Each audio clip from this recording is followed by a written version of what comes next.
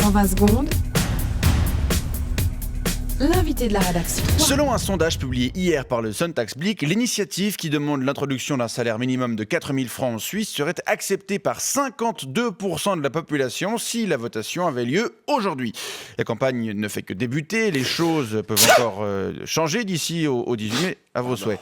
Mais ce sondage inquiète certains opposants à l'initiative de l'Union syndicale suisse, à l'image du patron de l'entreprise Hugo Reitzel, qui livre un témoignage poignant dans le matin d'aujourd'hui, expliquant qu'il devra licencier des collaborateurs si le texte passe. Une situation dans laquelle vous vous trouvez également. Arthur Gaillard, bonjour. Bonjour monsieur. Vous êtes patron d'une PME vaudoise. Oui, Gaillard SA, et toi, on fabrique des roulements à billes pour poste à souder. Vous avez combien d'employés ? J'en ai 56, j'en avais 57, mais il y a eu un décès mardi passé. Alors en Suisse, Gonzalez, il est Pardon ? tombé. C'est Gonzalez. Il est tombé. Il est tombé. Plouf.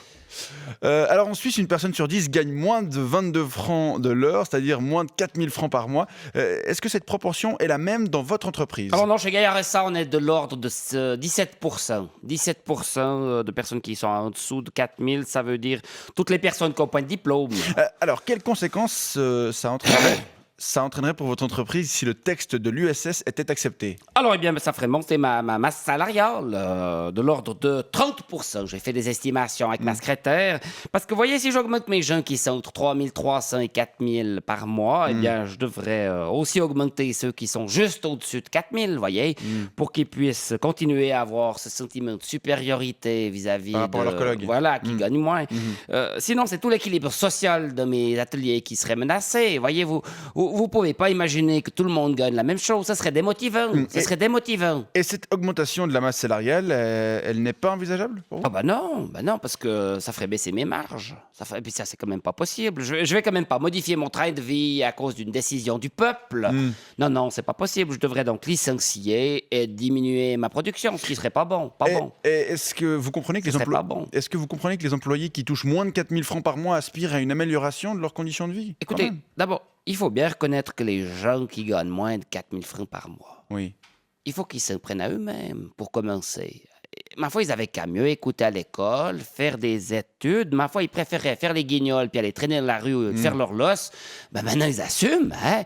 Dans une autre vie, ils réfléchiront peut-être à 2 fois. Maintenant, ils restent à ce niveau de vie jusqu'à leur décès. C'est comme ça. Ensuite, il faut dire que les gens qui gagnent moins que 4 000 francs par mois, ils n'ont pas les mêmes besoins que vous et moi.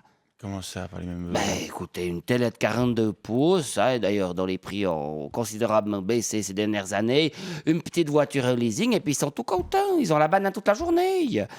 Ils n'ont pas besoin de bons restaurants. Hein. D'ailleurs, ils distinguent rarement la différence entre un hamburger et puis une escalope de foie gras. Ils n'ont pas besoin d'aller en vacances en Californie, la plupart. Ils parlent même pas l'anglais, puisqu'ils n'ont pas écouté à l'école.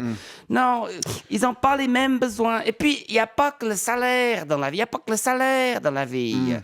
Les gens qui travaillent chez Gaillard SA, par exemple, ils viennent aussi pour le contact avec leurs collègues. Avec moi, je suis sympathique avec eux. Non, mais attendez, c'est pas un argument. Si, c'est un argument. Et puis, il faut aussi pas oublier le choc psychologique, monsieur, que traînerait une augmentation salariale. Le choc psychologique. Prenez monsieur Suarez. Monsieur Monsieur Suarez, qui travaille au stock. Imaginez si je l'augmente d'un coup à 4 000 francs. Il est actuellement à 3,7. Qu'est-ce qu'il ferait de ces 300 balles de plus? Qu'est-ce qu'il ferait? Il irait s'acheter des choses. Puis ça lui donnerait envie d'acheter d'autres choses. Il prendrait goût à la consommation. Soit quoi, il est pas habitué. Et puis il finirait par s'endetter. Il aurait des dettes. Il ferait un petit crédit. Il s'endetterait encore plus. Et puis il serait probablement amené à voler pour pouvoir rembourser ses dettes. Et qui sait, il finirait peut-être par assassiner sa femme pour toucher l'héritage, pour payer ses dettes. Et puis, la paix sociale serait menacée. Non, cette initiative, elle menace l'équilibre harmonieux qui règne dans nos ateliers et, par extension, de notre pays et de la société en général. Il faut refuser ce texte qui menace l'ordre établi. Très bien. C'est dangereux. On a bien compris vos arguments. Il faut arrêter de donner plus que le doigt, puis le bras, puis toute la tête. Arthur Gaillard, je rappelle que vous êtes patron d'une PME vaudoise et je vous remercie pour ces explications sur les conséquences pour la vous. C'est nous qui sommes le sang, la chair de l'économie. Non, mais c'est clair. Romande. C'est sûr. Bonne journée et je vous laisse retourner travailler. Non, mais j'ai pris congé aujourd'hui et moi. Ça marche bien ces temps. Je profite un petit peu. Vous avez une petite crève aussi, non? Oui. 120 secondes avec la mobilière assurance et prévoyance, lamobilière.ch.